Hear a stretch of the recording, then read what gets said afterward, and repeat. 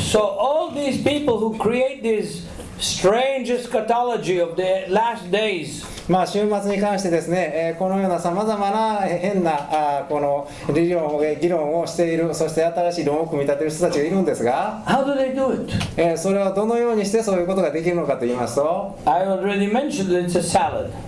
そこで先ほど最初で、サラダだという話をしたと思うんですね。 They take from Paul's letters to the Thessalonians. テサロニケのパウロが書いた手紙の中からその都合のいい一部を取りまして、 About the man of deception that will sit in the temple. つまり神殿にその欺く者が座るというそこの聖句をまず取りまして、 And they marry that text from Paul with the Antichrist. そしてですね、このパウロの考えとこのヨハネの書いている反キリストということをうまく組み合わせるわけですね。 And then they marry that そしてそれをま with the millennium. たその千年王国とひっつけまして、 And then they marry that そしてそれを with the last chapters of the book of Revelation. その黙示録の最後の章とひっつけると。 And they build a case that doesn't exist in the scriptures. ですから聖書の中では直接関係のないものをですね、実際に聖書に書かれていないことを組み合わせてこう想像で作り上げると。 It's an artificial case. したがってこれはもう完全に人工的なものなんですね。 Now there is a methodological aspect that I have that I want to share with you. では私の考え方を次に申し上げたいと思うんですが、 Every piece of literature, including the Bible, これは聖書も含めてなんですが、全て文献を取り扱うときには is a product of its time. つまりその文章というものは全てですね、その時代を書かれた時代を反映しているものであります。 It reflects それが the place and the time in which it, and the language and culture in which it is written. その文章が書かれた時代や文化や、そしてその地域性とかそういうものを全て反映した形で書かれているのがその文章なんですね。 That's why when Paul is speaking to the Athenians in Athens, the Areopagus, ですからそれがですね、パウロがアレオパゴスでアテネの人々に語るときには、 is quoting from one of your poets. つまりあなた方の詩人の一人がこう言っているというふうにその詩人から引用していますね。 Because if he was quoting from Winston Churchill, nobody would know him. つまりそれはですね、彼がですね、チャーチルの言葉を引用してもですね、当然わからなかったという冗談でありますが。But he was quoting from the literature that these people were familiar with. しかしながらですね、ここで彼はわざとですね、そのアテネのその街道にいる人だったら全員が知っているはずのことを印象して語っております。 And he was using elements that they were acquainted with, like the unknown God that had a temple in the Agora in Athens, that everybody that went to the market could see it, could know it. そしてですからですね、そこで知らない神へというですね、その地域の人であれば多分見たことがあるし、多分知っているであろう、そういうことを持ち出して彼はその議論を展開しているんですね。 I apologize that I don't know any Japanese poets. ですから私が申し訳ないと思うのは、日本の詩人とかですね、そういう有名な人の話を全然知らないということなんですが、 But when I was a student at the Hebrew University in the 1960s, 私がその1960年代にヘブライ大学で学んでいた時には、 the big fashion was そのめっちゃすごく流行してたのはですね、 for those who smoked, and I'm not talking about cigarettes, タバコじゃないんですが、いわゆる煙を吸うというやつですね。and they to smoke and to drink, 煙を吸ってワインを飲んで、 and to read Chinese poetry translated to Hebrew. そしてですね、中国の詩人のヘブライ語に翻訳された中国の詩人の詩を読むのがとても流行っていたんですね、その当時は。 So we read Lao Tzu and others, and the Art of War and other such Chinese poetry. ですからここでですね、もう中国の有名な詩人たちのですね、その詩をみんなで読んで楽しんでいたという時代があったんです。 But Japanese, I don't know. If I knew, I would quote to you. ですからもし何か日本人の詩人の話があったらそこを印象して話をしたいんですが、残念ながら知りません。 But every literature being a product of its time, しかしながらその時代を反映しているのが文献であるということをまず、押さえておかないといけないんです。 gives us opportunity そしてそのことによって私たちは to compare compare other literature from the same period, the apostolic period, and to see did other Jews talk the same language. つまり他のですねユダヤ的な文献とかも比較することによってその新約聖書というのの筆者が何を書きたいかということがですねこう浮き彫りになってくるということがあるわけです。And they did. ですからもうそれは実際にですね彼らはその実際に印象をたくさんしているんですねこの新約聖書 We の中 have で。 tons of Jewish literature, Hebrew literature, Aramaic literature, Greek literature, Jewish Greek literature that is very, very similar to these things. And to the book of Revelation, by the way. このですね例えば黙示録だけを考えましてもですねユダヤ文献であるとかヘブライ語で書かれたユダヤ文献とかアラム語のものとかそれからギリシャ語で書かれたユダヤ的な文献というのが当時の文献というのがいくつも残っているんですがその中に非常に似た要素があるわけです。Yeah. And we can compare these things. ですから私たちはその文献を比較してですねその違いとかから意味を掘り出すことができるわけですね。 And we can find out そして私たちは about Antichrist 反キリストというものについ and about て end ですね times それから終末ということに and 関 about し the て New ですね Jerusalem, そして新しいエルサレムとニューエルサレム which, by the way, does not come from the book of Revelation. The source of the doctrine of New Jerusalem is Isaiah 66. そしてですね、皆さんもご存知かと思いますがニューエルサレムというこの新しいエルサレムという考え方もですね黙示録の発明ではなくてイザヤ書の66章なんですね。So all the splits, all the division that Christian eschatology has caused is for nothing. ですからですねキリスト教の終末論の結果さまざまな分派が行われたわけでありますが現在のその終末論というもの自体がですね非常にもうほとんど基盤のないものだということがお分かりいただけたと思います。 Because of time, I want to summarize this viewpoint from very famous rabbi who lived in the 12th century. これを最後にまとめるためにですね12世紀の有名なラビの言葉を皆さんにご紹介したいと思います。Maimonides. これはマイモニデスというラビでありま How し many て of you have heard of 皆 Maimonides? さんマイモニデスという名前を聞かれ There's た a こと few ある people who 方 have. 結構おられますね。All right. Maimonides was the chief doctor of the Caliph in Spain. これはですねマイモニデスという人物はですねカリフですねですからイスラム教のそのリーダーのスペインのリーダーの G だったお医者さんだった人なんですね。 Today we have ISIS who wants to rebuild the caliphate.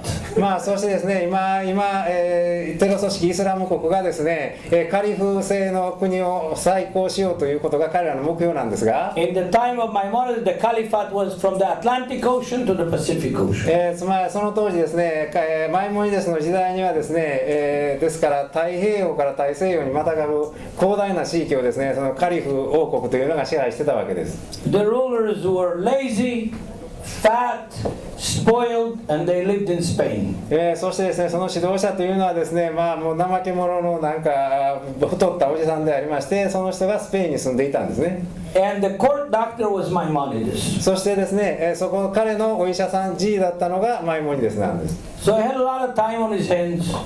そしてですから彼はその時間が余っておりますので And he wrote a huge book analyzing all the commandments of the Torah from Genesis to the end of Deuteronomy. そしてですねですから創世記からそれから新明記に至るまでですねモーセ五書に関するですね非常に詳細な仲介書も彼は表しております。 Then he wrote another book called The Guide to the Perplexed. I recommend every pastor to read The Guide to the Perplexed. これ迷える者への手引きというんですかね迷える者への手引きという彼非常に有名な仲介書もありましてですねこれは牧師の先生であれば一度読んでみられることをお勧めしたいんですが It might be already in Japanese translation. 多分 Probably ですねこれは多分日本語の翻訳がされてるんじゃないかと思います。 Does anybody know if it's in Japanese? これ迷える者への手引き Anyway, it's in English for sure. 英語であれば必ずございますので Maimonides, in his Rules for Kingship, that's the name of the section of his book, Rule for Kingship. そこでですね、その彼の著作の中にですね、王権に関する章というのがあるんですね。 Chapter 11 and 12. 11章と12章なんですが、You can Google it. What the name of book you did? If you just write Maimonides, Yeah. rules for kingship. もしですね、原文を英語とかでお読みになりたい方がおられれば、Google とかでですね、前もにですと、王権でキングシップという言葉と、Chapter 11 and 12. そして11章12チャプター11と12ですね。だから今言われたような言葉を打ち込めば多分その文章が検索で引っかかると思うんですが、 Or you could write Maimonides on the Messiah.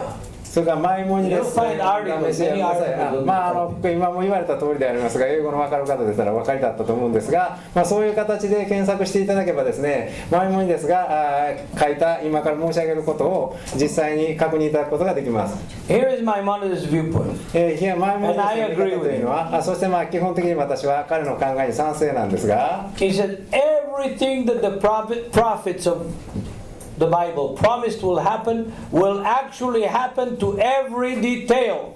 それはですね、まず彼が一つ目に言っているのはですね、預言者たちが預言したことは全て細かいディティールに至るまで必ず起こると。However, God on purpose, notice this, God on purpose did not reveal the when or the how. しかしながらですね、神は意図的にですね、その予言が成就するのがいつであり、どのように成就するかということを明かされない。Lest people procrastinate and then put it off to the end. That's human nature. Say, forget, if I have to do it tomorrow, I can do it tomorrow. Why should I do it today what I can do tomorrow? つまりそれはなぜかと言いますとですね、人間の性格というものがですね、要するに、明日でもいいことを今日しないと。明日でいいことは明日に伸ばすという性質があるということを神はよくご存知だということなんですね。For this reason, God did not reveal to the prophets the when and the how. ですからそういう理由があるのでですね、神はその預言者に対してですね、その預言することがいつどのように起こるかということを教えられなかったんだと。Same thing is true in the New Testament, folks. そしてこれは新約聖書でも同じでありまして、 Matthew 24, マタイによる福音書の24章 that's the same thing. も同じことを言ってるわけですね。 It says, no man knows the day or the hour. その時期、日と時を知る者は誰もいないと。 The Messiah will come like a lightning on a bright day. そしてですね、晴れた日に稲妻がひらめき渡るようにメシアは現れると。 Like a thief in the night. そして夜に盗人のように現れると。 Even the Messiah himself doesn't know. According to Matthew 23, 24, even the Messiah himself doesn't know. マタイによる福音書を読めばですね、メシアご自身もですね、一体自分がいつ戻ってくるのかということはご存知ないということになっているわ The けです。 angels don't know. The Son doesn't. Only the Father knows. そして、天使も知らず子も知らず父だけがご存知なんだというふうに書かれているんですね。 Why did God not reveal it to His Son? それをなぜ子供に至るまで、我が子に至るまでなぜそのことを教えないかと言いますと、 Because His Son is Jewish. それはですね、子供がユダヤ人だからなんですね。 And Jews have a hard time keeping a secret. つまりユダヤ人というのはですね、秘密を隠しておくということにものすごく増えてな国民なんです。So that's why the Father didn't reveal it to His Son. ですからお父さんにずっと言わずに黙っているということなんですね。But my mother says the day and the time, the how and the when, God did not reveal that on purpose. He could have revealed it, but He didn't. つまりですね、前もにですが書いているのも全く同じでありまして、つまりいつどのようにして起こるかというのは、彼は告げようと思えば告げることができるけれど、意図的に告げていないんだということなんですね。And all those people who calculate the end. しかし従いましてですね、この終わりの時というものについてさまざまな計算や憶測をする人がいますけれど、 They do not increase love in the world. しかしながらですね、問題はですね、そういうことをしている人たちがこの世界で愛を増やしていくということに成功していないということなんですね。 They increase controversy and enmity. でそれどころかですね、この世界で、キリスト教の世界が中心でしょうが、敵意と論争分断を増やしているだけなんです。 For this reason, may their spirit dry up. That's Maimonides' side. It's not そ me. こでですね、マイモニデスはね、そういうことをする人たちの魂が干からびてしまうようにという呪いの言葉を発しているんです。Maimonides is not the only one who said things like that. そしてこのことを言ってるのは実はマイモニデスだけじゃないんですね。Paul did. パウロも同じようなことを言っていますし、 Peter did. ペテロも同じようなことを言っています。 John did. ヨハネも言っています。 Yeah. Besides, I'm not even talking about King David, まあダビデ王については私は申し上げておりませんが、who cursed his enemies pretty strongly. つまりですね、これでもダビデ王もですね、敵を呪う言葉を発してるんですよね。 So that's what Maimonides said. これがマイモニデスの意見なんです。 I believe it. I believe that every detail of God's promises will become a reality, will be fulfilled. 私もですね、全くその意見に賛成でありましてですね、神が予言されたことは、細かいディティールに至るまで全てその予言の通りに成就するというふうに確信しております。 The Messiah will return. It's not a myth, it's a reality. メシアが帰ってこられるというのは、これは神話でも何でもなくて、これは現実のことの出来事なんです。 We have Jewish evidence, 私たちはユダヤ人としての証拠があるんですが、 rabbinical evidence, ラビ的な文献にもそういう証拠がありまして、 that there is a human being sitting in the right hand of God. つまり神の右にですね、人間が座っているという考え方というのがあるんですね。 None of the angels ever sit in the presence of God. 神の They all stand. つまりこれはですね、その、天使というのはですね、絶対神の前で座ることはない存在なんです。すべて必ず立っているんです。 But we know that there is somebody sitting, a human being, sitting in the presence of God. しかしながら神の臨在のところにですね、人間が座っていると、そういう考え方があるんですね。 It's not Christians. これはですね、クリスチャンが考えではないんです。 It's Jewish rabbis これユダヤ人のラビたちが who've had similar experience to Paul in 2 Corinthians 12. コリント公書の12章にですね書かれてパウロが経験したような経験をですねしたラビというのがいるんですね。 That had an ascension experience. つまりそういう、天に昇るようなことを経験したラビというのがおりまして、 4 of them went up そして上に上がっていきまして、 in the beginning of the 2nd century. これは第2世紀の初めの頃に起こった出来事なんでありますが、 The teacher and 3 of his disciples, その very, very famous rabbis. 非常に有名なラビとですね、その3人の弟子が同時に行ったということが書かれております。 One died on the spot. He couldn't, whatever he saw there was too much for him. ところがそれでですね、結局そのうちの一人はもうその時あまりにも荘厳な光景を見たので、それに耐えられなくて死んでしまったと。 One became crazy. ほんでもう一人は気がおかしくなってしまったと。本当に正気を失ってしまったと。 One who was a Gentile, actually nothing happened to him. ところがもう一人は違法人だったんで、何も起こらなかったというですね。He was unaffected. 何の影響も受けなかったということなんですが。 But the teacher of them all, who saw a human being sitting at the right hand of God, when he descended from that experience, つまりですね、彼はですね、その天に登ってその教師ですねほんで下ってきた時にですね、はっきりその登っていった時に、神のところに、神の臨在の中に人間が座っているのを見たというんですね。 you know what happened to him? そして彼に一体どのようなことが起こった He のでしょう became a believer. そこでですね、彼 That's what は happened to him. そしてその結果彼はビリーバーになったと、イエスを受け入れたということが書かれているんです。 That's what happened to him. それが彼に起こった出来事だったんですね。 I don't know if you recognize who is the man who's sitting at the right hand of God. May have. その本 Was 当に close enough. 彼はその実際に彼がですね、そこの神の右に座っているものが誰であるかということが認識できたかということはそれは分からないんですが、多分分かったんじゃないかとは思いますが、 But he became a believer. しかしながら結局彼はそのビリーバーになったんです。 That's why it's important to look at the Bible not only through the Bible but also horizontally from the time and the place and the circumstance in which these texts are written. ですからですね、そういう意味でですね、聖書というものが、その聖書だけじゃなくてですね、どのような時代にどのような環境で書かれたかということを、どのような環境で書かれたかということをよく認識しながら聖書を読んでいただくことが重要だということなんです。I did an inventory mainly through the Bible.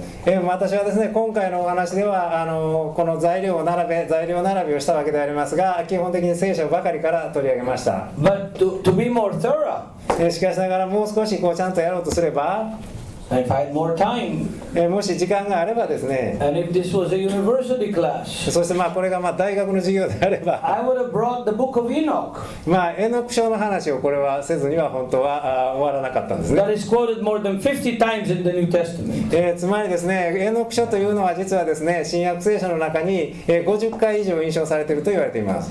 I would have brought the book of the testaments of the 12 patriarchs. そして12の父祖の預言福音書というようなものもあるんですね。 I would have brought Josephus そしてヨ and セフ Philo. スとかフィロですねにもこれに関する重要な参考になるところがあります。 who were contemporary to the apostles. 人たちと同時代の人物なんですね、彼らは。 I would have brought rabbinical material that's contemporary with the apostles. そして人たちの時代のですね、ラビ的文献の中にも当然重要なヒントがたくさん隠されております。 But at the end, しかし最後に、 I would have come to the same conclusion that Maimonides came. しかしながら、私はマイモニデスと同じ結論を最後に取りたいと思います。 Everything that God promised will happen will actually happen as God promised it. 神が預言されたことは神が約束された通りの形で、実質必ず起こると。 There will be a New Jerusalem. 新しいエルサレム、ニューエルサレムは必ず現れます。 There will be a new heavens and a new earth. そして新しい天と新しい地も必ず現れます。 There will be a restoration of Israel, spiritually and physically, completely. そして現象的にも霊的にも完全なイスラエルの回復というのも必ず起こります。 Christians will come to Jerusalem to worship the God of Abraham, Isaac, and Jacob, and Yeshua the Messiah. そしてですね、クリスチャンの皆さんがエルサレムにやってきて、アブラハム、イサク、ヤコブの神、そしてメシアであるイエシュアをですね、礼拝する日が必ず来ます。 There will be a judgment day, そしてですね、裁きの日も必ずあります。 which all flesh like sheep will pass before the shepherd. そしてこれは羊飼いの前をですね、羊が順番に通っていくようなものなんですね。 And he will decide who is a sheep and who is a goat.